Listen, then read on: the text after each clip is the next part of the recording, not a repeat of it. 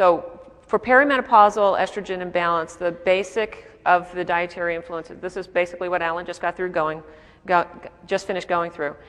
A high glycemic index food is going to throw your estrogen progesterone balance off, as will xenoestrogens and all the added hormones in conventionally raised food animals.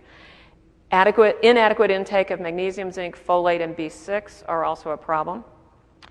And if you don't remember anything else I say the rest of the morning, you've got to remember this whole idea of progesterone steal from cortisol. Nobody ever told me this in training.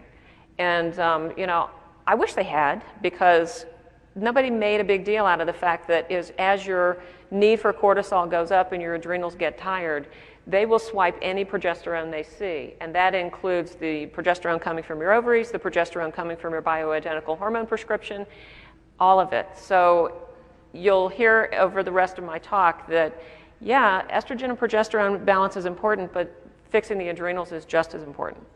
So first of all, you have to think about what are we trying to accomplish with hormones? Because if you look across the country at all the different people who teach on hormone replacement therapy, everybody's kind of coming from a different place. And you have to sort of figure out what works for you. I mean, are you trying to get levels as high as when you were pregnant? I mean, that's basically what we do with birth control pills. Are you trying to just mimic premenopausal levels and fluctuations? Are you trying to get people back to their follicular phase levels with continuous combined hormones so that they still get periods? Are you trying to replace normal, balanced menopausal levels?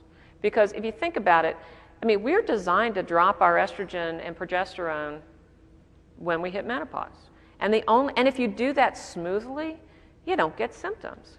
So the people who come to me with complaints are the ones who are kind of menopausal, but not really, in terms of their levels. So if all you're trying to do is replace them back to normal balanced levels, that's great. And are you of the belief of the lowest amount for the shortest period of time? And that's definitely where I'm coming from.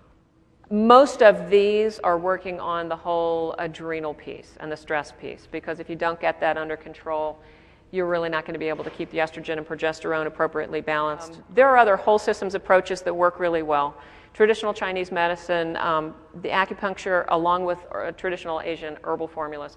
The acupuncturist that works with me is really, really good with herbals, not just needles. And she and I sat down one time. She found me a list of all her formulae that have Latin names so that I could figure out what plants they were. And every single one of the hormone balancing formulas in Chinese medicine address both hot flashes and adrenal dysfunction, which I thought was fascinating. And then, of course, Ayurveda and homeopathy can be helpful as well, and I'll be talking more about those in the workshop tomorrow. I'm going to take 10 seconds to say one thing about this way of looking at hormones, because I found it fascinating. Everybody knows about yin and yang, right? And there has to be a balance.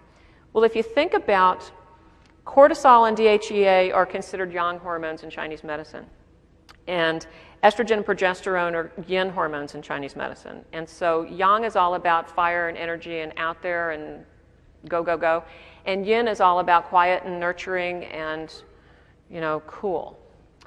So if you've spent 20 or 30, if you've spent your 20s and 30s and 40s going, your yang energy gets really out of balance, and so the yin gets used up to balance out the yang. Menopause is a time of yin deficiency. I mean, your sex hormones are dropping. If you have been giving away your yin energy all of your life, and you hit the time when your yin energy is supposed to go down, well, you're already starting at a disadvantage. So you can spend time teaching people how to build up their yin energy so that it can balance out and make menopause smoother. And I'm going to be talking more about that as well. But when I read that, I kind of went, oh, cool, patients get the whole idea. They glaze over when you talk biochemistry, but if you can talk yin and yang with them, they get that.